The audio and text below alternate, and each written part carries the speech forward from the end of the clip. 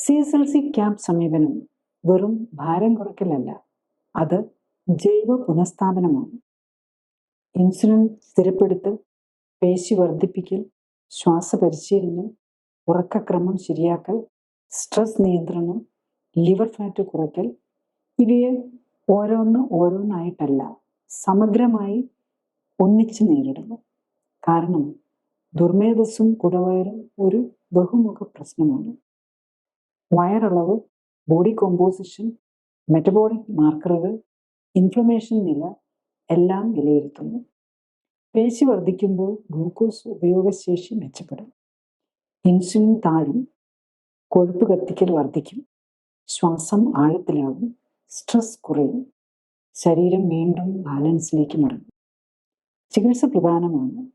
കുടവയർ കുറയുന്നത് ഒരു കോസ്മെറ്റിക് വിജയമല്ല, അത് ജൈവ വിജയമാണ്. കൂടുതൽ അറിയാൻ ലിങ്ക് ക്ലിക്ക് ചെയ്യുക. കൂടുതൽ വീഡിയോകൾക്കായി സബ്സ്ക്രൈബ് ബട്ടൺ അമർത്തുക.